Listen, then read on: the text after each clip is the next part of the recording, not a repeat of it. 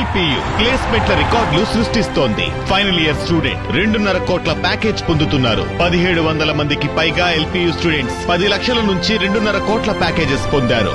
విద్యా విప్లవం ప్రారంభమైంది లవ్లీ ప్రొఫెషనల్ యూనివర్సిటీలో. మా కరెస్పాండెంట్ సురేంద్ర లైవ్ లో జాయిన్ అవుతున్నారు. సురేంద్రతో మాట్లాడదాం. సురేంద్ర, చెప్పండి, ఎక్కడున్నారు ప్రస్తుతం మీరు? మరి కాసేపట్లో ఎంపీ మిథున్ రెడ్డి సిట్ కార్యాలయానికి వచ్చే అవకాశం ఉంది. బిందు, ప్రస్తుతం సిట్ కార్యాలయం వద్ద ఉన్నాము. ఉదయం నుంచి కూడా సిట్ కార్యాలయం దగ్గర భారీ భద్రతను పోలీసులు ఏర్పాటు చేశారు. ఎంపీ మిథున్ రెడ్డి ఈ రోజు సిట్ కార్యాలయానికి వస్తున్న నేపథ్యంలో ఈ భద్రతను ఏర్పాటు చేసిన పరిస్థితి కనిపిస్తుంది. ఇప్పటికే కూటమి ప్రభుత్వం లిక్కర్ అనే ఒక అక్రమ కేసుని పెట్టింది. దానిలో భాగంగా ఎవరైతే క్రియాశీలకంగా గత ప్రభుత్వంలో పనిచేశారో వాళ్ళని టార్గెట్ చేసుకుని అరెస్టులు చేసే పనికి పూనుకుంటున్న నేపథ్యం కనిపించింది. ఇప్పటికే 40 మందిని నిందితులుగా చేసి 11 మందిని అరెస్ట్ చేసిన పరిస్థితి కనిపించింది. ఎవరైతే గత ప్రభుత్వంలో క్రియాశీలకంగా ఉన్నారో, జగన్మోహన్ రెడ్డికి దగ్గరగా ఉన్నారో వాళ్ళని ఇతర కేసులు ఇరికించి వాళ్ళని అరెస్ట్ చేస్తున్న పరిస్థితి కొనసాగుతుంది. గత సంవత్సర కాలం కూడా ఇదే పరిస్థితి కొనసాగుతున్న నేపథ్యం కూడా కనిపిస్తుంది. అయితే సిట్ కార్యాలయం దగ్గరకు వచ్చిన వాళ్ళని కూడా అడ్డుకుంటున్న పరిస్థితి. ఎయిర్పోర్ట్ నుంచి, గన్నవరం ఎయిర్పోర్ట్ నుంచి మిథున్ రెడ్డితో పాటు వస్తున్న వైసీపీ కార్యకర్తలంతా కూడా అక్కడ ఎన్నికేపాడులో పోలీసులు అడ్డుకున్నారు. ఇక్కడ సిట్ కార్యాలయం దగ్గర కూడా బార్కెట్లు వేసి మొత్తం వైసీపీకి సంబంధించిన నేతలు ఎవరు వచ్చినా అడ్డుకుంటున్న పరిస్థితి కనిపిస్తుంది. మనతో పాటు మాజీ ఎమ్మెల్యే మల్లాది విష్ణు ఉన్నారు, అదేవిధంగా ఇతర పార్టీ నాయకులు కూడా ఉన్నారు. మల్లాది విష్ణు అలా చూడాలి, మిథున్ రెడ్డి గారు వస్తున్నారు, ఇప్పుడు అరెస్ట్ చేస్తారంటూ ఊహాగానాలు ఇస్తున్న పరిస్థితి, ఇక్కడ ఎవరిని కూడా రానివ్వకుండా అడ్డుకున్న పరిస్థితి, ఏం చెప్తారు? అసలు స్వతంత్రంగా పోలీస్ దగ్గరికి, సిటీ దగ్గరికి ఎంపీ గారు వస్తానంటే పోలీసు ఎందుకు ఇంత అడవాటు చేస్తున్నారు అర్థం కావట్లేదు. అక్కడ ఎయిర్పోర్ట్ నుంచి డైరెక్ట్గా సిటీ ఆఫీస్కి రావాలి అని చెప్పినది ఒక అనుకున్నారు, అందరికీ తెలియజేశారు, వాళ్ళకు కూడా సమాచారం ఇచ్చారు. పోలీసులు ఎందుకు అత్యుత్సాహం ప్రదర్శిస్తూ ఉన్నారు? ఈరోజు అక్కడి నుంచి మన ఆర్పాడు దగ్గర వచ్చేటటువంటి కార్యకర్తలను ఆపడము, 4 పక్కల బంధించేసి ఏం జరుగుతుంది అసలు ఆంధ్రప్రదేశ్లో? పోలీసులు ఎందుకు ఇంత అత్యుత్సాహం ప్రదర్శిస్తున్నారో అర్థం కావట్లేదు.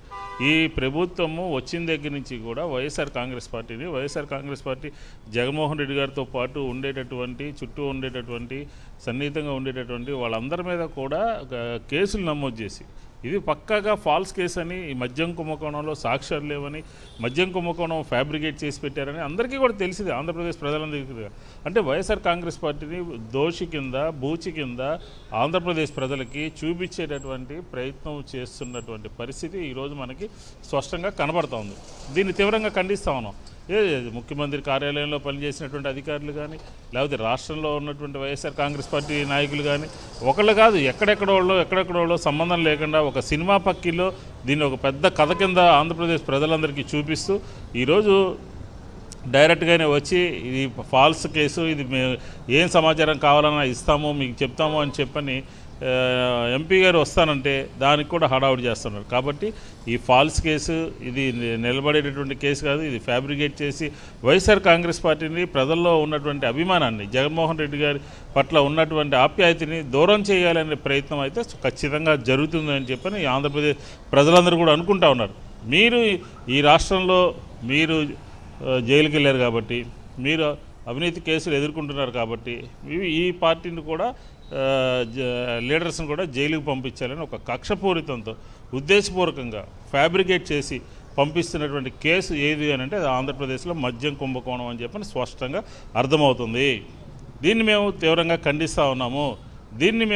ఇది తప్పుడు కేసు, అక్రమంగా బనాయించిన కేసు, అక్రమంగా ఇందులో వయసులో పెద్దగా ఉన్నటువంటి వాళ్ళు, రకరకాలైనటువంటి వాళ్ళు, వివిధ హోదాల్లో పనిచేసినటువంటి వాళ్ళందరినీ కూడా ఒక ఆలోచన చేసి, కుట్ర చేసి ఈ కేసులు ఇరికిచ్చారు. కాబట్టి ఇలాంటి కేసులు పెట్టడం మూలంగా వైఎస్ఆర్ కాంగ్రెస్ పార్టీ ప్రజలకి మరింత దగ్గరగా అయ్యేటటువంటి పరిస్థితి ఉంది. ఈరోజు ఇప్పటికే సంవత్సర కాలం అయిపోయింది, ఇప్పటికే ప్రభుత్వం వైఫల్యాలన్నీ కూడా కొట్టొచ్చినట్టు కనపడతా ఉన్నాయి.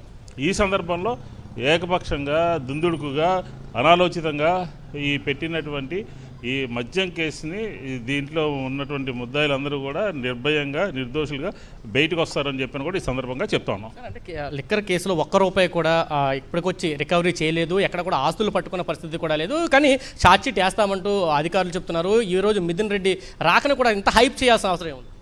ఇదంతా కక్షపూరితంగా జరుగుతుందనేది క్లియర్గా అర్థమవుతూ ఉంది. కుట్రపూరితంగా ఈ ప్రభుత్వం కక్ష సాధింపు చర్యగా ఈ కేసులన్నీ బనాయించడం, ఒక మనిషిని తీసుకోవడం, ముందు ఆ మనిషి చుట్టూ ఒక కట్టకథ అల్లడం, సప్పుడు సాక్ష్యాలు సృష్టించే కార్యక్రమం. ఇప్పుడు ఏ ఆధారాలు లేవు. ఇప్పటికి ఆధారాలు లేకుండా ఇంతమందిని అరెస్ట్ చేసి నాకు తెలిసి ప్రపంచంలో ఎప్పుడు కూడా ఎక్కడ జరిగి ఉండదు. ఒక కేసు వీళ్ళే తయారు చేసి, వీళ్ళే అన్నీ సాక్ష్యాలు సృష్టించి తప్పుడు సాక్ష్యాలు కుట్రపూరితంగా అందరినీ అరెస్ట్ చేయాలనేటటువంటి అందులో ఎవరెవరిని అరెస్ట్ చేస్తున్నారు వీళ్ళు? అత్యంత ఇన్ఫ్లుయెన్స్డ్ చిత్తూరు జిల్లాలో మరి ఎంపీ గారు ఇట్లాంటి వాళ్ళందరినీ కూడా రేపు సెషన్స్ ఉన్నాయి. అయినప్పటికీ కూడా అత్యుత్సాహంతో ఏదో అలజడి సృష్టించాలి, తప్పుడు సంకేతాలు పంపించాలి. ఇవాళ ప్రజలంతా చూస్తూ ఉన్నారు. మీరు జాగ్రత్త గుర్తుపెట్టుకోవాల్సిన అవసరం ఉంది. ప్రజలు చూస్తున్నారు, మీరు తప్పుడు కేసులు చేస్తున్నారు. తప్పుడు కేసు లేకపోయినా సరే నెలల తరబడి మీరు జైల్లో పెడతా ఉన్నారు. నెలల తరబడి ఏ సాక్ష్యం చూపించరు, ఛార్జ్షీట్ కూడా వేయలేదు. ఎందుకు వేయలేదు? మీరు లా అండ్ ఆర్డర్ ప్రకారం వెళ్తున్నారు. మీరు చట్టం మీ చుట్టలు చూస్తూ ఊరుకుంటాయనుకుంటున్నారా? మీకు మొట్టికాయలు డెఫినెట్గా పడతాయి. ప్రజలంతా చూస్తూ ఉన్నారు, చేత్కరిస్తుంటూ ఉన్నారు. మీరు చేసే ఈ అక్రమాలను అన్యాయాల్ని ప్రజలు చాలా అసలు తిట్టుకుంటా ఉన్నారు మిమ్మల్ని. మీరు ప్రజల్లోకి వెళ్ళండి, మీరు తగిన బుద్ధి చెప్తా ఉన్నారు. మీరు ప్రజల్లోకి వెళ్ళండి. మీరు ఏదైతే చేశారు ఇప్పటి వరకు 6 7 మీరు ఏదో సూపర్ 6 అని సూపర్ 7 అని పెట్టి ఒక్కటి కూడా అది కూడా ఇచ్చారు పెన్షను. ఇవాళ ప్రజల్లోకి వెళ్తే ప్రజలే మీకు బుద్ధి చెప్తారు. ఇలాంటి తప్పుడు పనులు జరుగుతూ ఉన్నాయి, మానభంగాలు జరుగుతూ ఉన్నాయి. లా అండ్ ఆర్డర్ పని చేయటం లేదు. పోలీసులు ఏం చేస్తున్నారో తెలియదు. ఈ పనులు చేయడం మాత్రం పోలీసులు ఉంటారు. ఇప్పుడు చూడండి, రోడ్ అంతా ఆపేశారు. అక్కడి నుంచి ఇక్కడ ఆపడానికి అవసరం ఏంటి? ఒక ఎంపీ గారు నేనుగా నేను వస్తున్నాను, విచారణ ఎదుర్కొంటాను, మీకు ఏం కావాలంటే అది సహకరిస్తాను నేను, మీరేం అత్యుత్సాహం ప్రశంసాలని చెప్తే మీరు ఆ రోడ్డు అక్కడ ఆపేశారు, ఈ రోడ్డు ఎక్కడ ఆపేశారు, ఆ మధ్యలో రామూర్పాడు దగ్గర ఆపేస్తారు, ఎయిర్పోర్ట్లో లోపలిగా ఉన్నారు. ఏం చేశారు ఆయన? ఒక ఎంపీ గారు నేనే వస్తానని స్వయంగా చెప్తా ఉంటే దాన్ని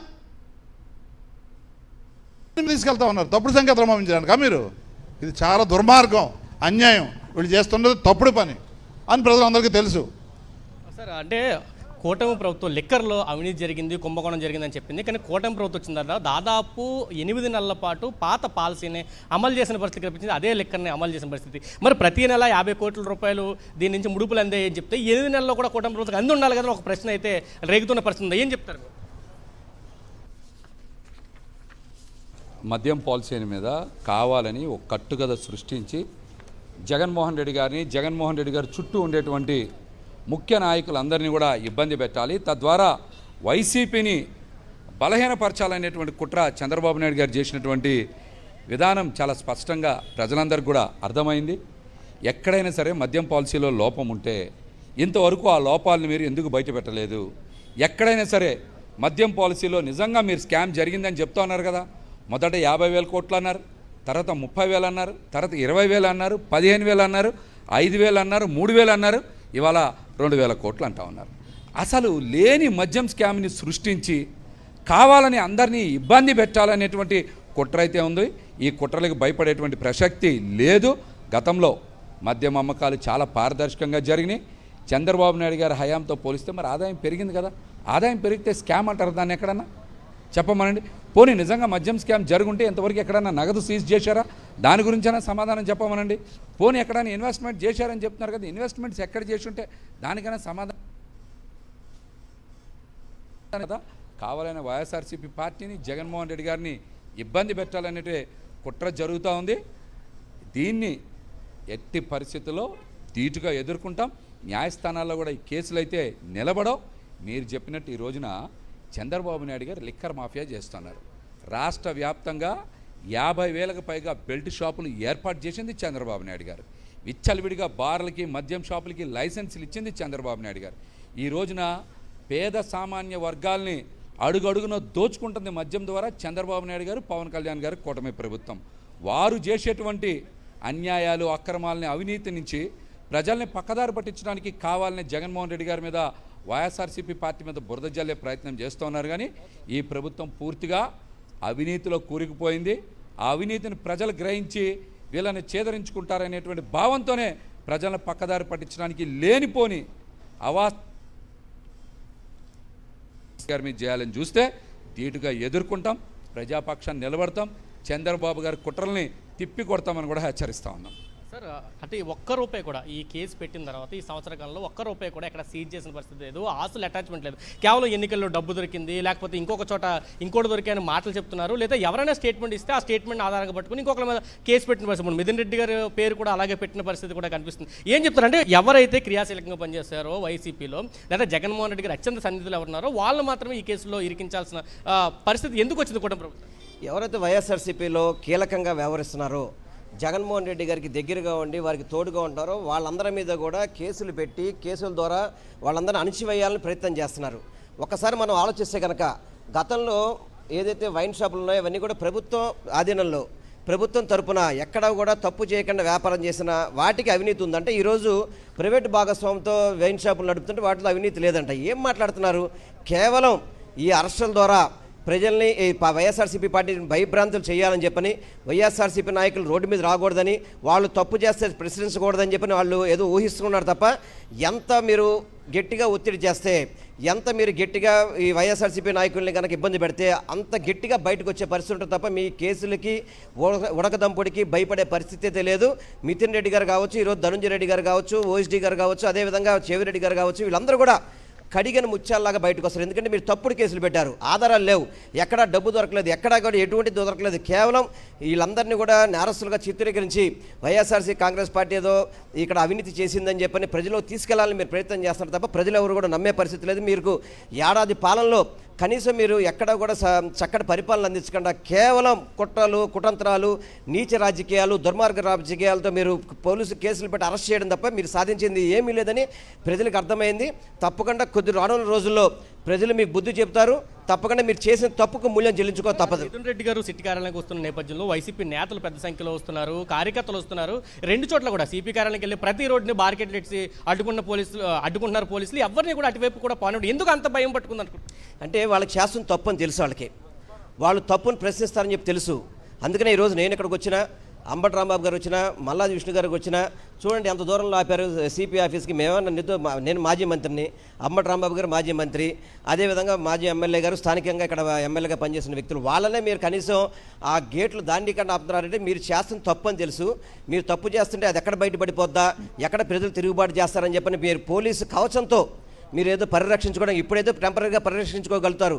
తప్పకుండా అదే ప్రజలు తిరగపడి మీరు చేసే తప్పుల్ని ఎత్తి చూపెడతారు. తప్పకుండా చంద్రబాబు నాయుడు కావచ్చు, పవన్ కళ్యాణ్ కావచ్చు, కూటమి ప్రభుత్వానికి తిప్పలు తప్పు అని మాత్రం మీ ద్వారా తెలియపరచుకోండి. ఛార్జ్ షీట్ వేయబోతున్నారు ఈ రోజు. దాంట్లో చాలా కీలకమైన వ్యక్తుల పేర్లు రాబోతున్నాయి. వాళ్ళని కూడా అరెస్ట్ చేస్తారంటూ కొన్ని వర్గాలకు, పత్రికలకు సంబంధించిన దాంట్లో వస్తున్నాయి. ఇవన్నీ కూడా చంద్రబాబు డైరెక్షన్లో వాళ్ళు చెప్పితే ఏదైతే చెప్పారో అదే కేసులు పెడుతున్నారు తప్ప ఇక్కడ ఇందులో ఆధారాలతో మాత్రం ఎక్కడా లేదు. కనీసం ఆధారాలు అనేది ఒకటి కూడా లేదు. కేవలం కల్పితాలు. ఇది కట్టుబద్ధత జరుగుతుంది తప్ప ఈ కేసు లేదు కూడా నిలబడే కేసులు కాదు. త్వరితగతిలోనే ఆ కేసులన్నింటి కూడా కొట్టేస్తారని మాత్రం మీకు తెలియపరచుకుంటాను. ఇది చెప్తున్నారు. మనతో పాటు అంబటి రాంబాబు గారు కూడా వచ్చారు. మొత్తం అంటే వచ్చిన నాయకులందరినీ కూడా ఇక్కడ బార్కెట్లు పెట్టి